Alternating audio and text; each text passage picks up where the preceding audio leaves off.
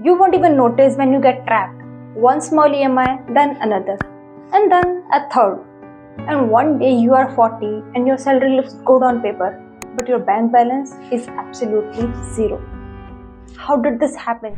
Hi, I'm Kritika, and on this channel I'm documenting everything I'm learning about money, freedom, and building a life that actually feels intentional. And over the last few years, I've watched this exact pattern play out with my friends, with people I know, with people just few years ahead of me. Different jobs, different cities, same story. Nobody plans to get trapped. It just happens. One small decision at a time.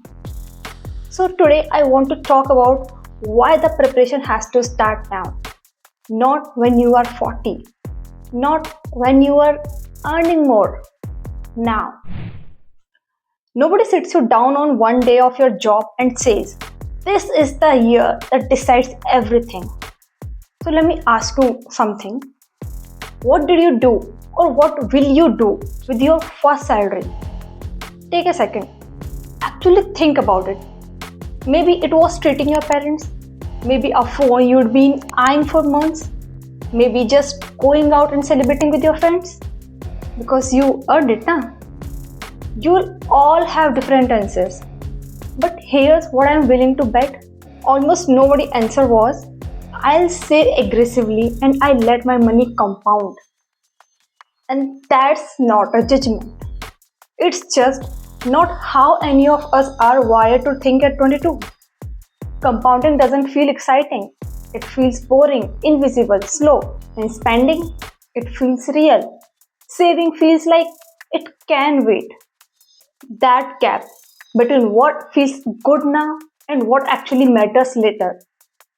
That's the whole problem this video is about. Nobody tells you that the first 5 years of your career are not only for enjoying, they are also for preparing.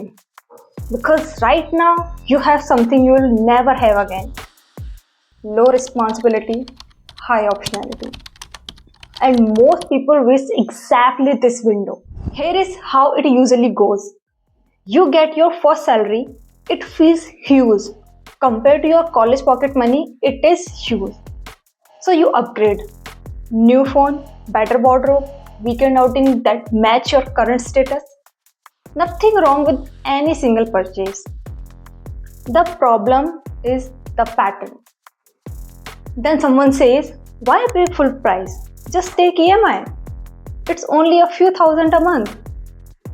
That sentence, "only few thousand a month," is the most expensive sentence in personal finance. Because once you are in, you are not just paying for a phone, you are paying with your future flexibility. Here is the part nobody explains. That doesn't feel like that. When you are in, it feels normal. It feels like just how adulting works. You don't feel trapped at 8,000 rupees per month EMI. You feel trapped when you want to quit a job that's draining you and you can't. Because the EMI needs that salary. You feel trapped when an opportunity comes. A course, a move, a startup, a break, and you can't take it. Because your lifestyle already has fixed monthly costs that match your fixed monthly income. That's the real cost of EMIs, not the interest, the lock-in.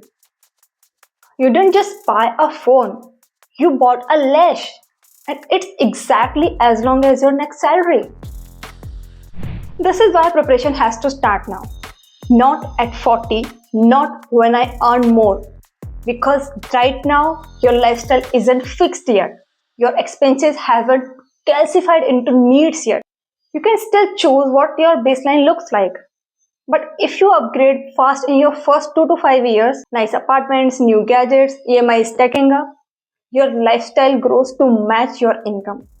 And once that happens, it almost never shrinks back down. People don't downgrade. They just earn more to keep with what they already built. So the level you lock in now becomes the floor for rest of your life. And if you lock in a floor you can't actually afford long term, you have built a trap with really nice furniture in it. The alternative isn't extreme. It's not live like a monk. It's just this: save aggressively in these first 5 years. Before your expenses expand to fill your income, this is the only phase of your life where obligations are naturally low. Use that.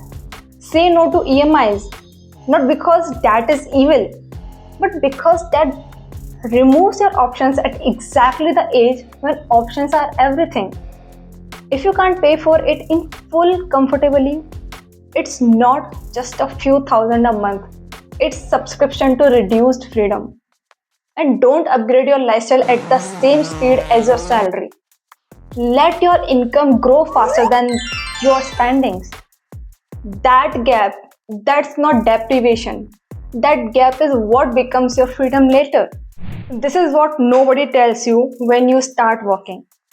You are not just choosing what to buy, you are choosing what kind of 30-year-old you will be. Someone with options who can quit a bad job, take risks, support their parents, pause and rethink, or someone who's locked in into lifestyle they built by accident at 24 without even realizing they were building anything at all. The preparation isn't dramatic. It's not save every rupee or never enjoy your money. It's just don't let that in. Don't scale your life faster than your income. And save while saving is still easy. Because later, when you actually need the escape, it will already be too late to start preparing for it. You don't need a plan for freedom at 40. You need a plan for these next 5 years. That's it. That's the whole video. And I'll see you in the next one. Bye.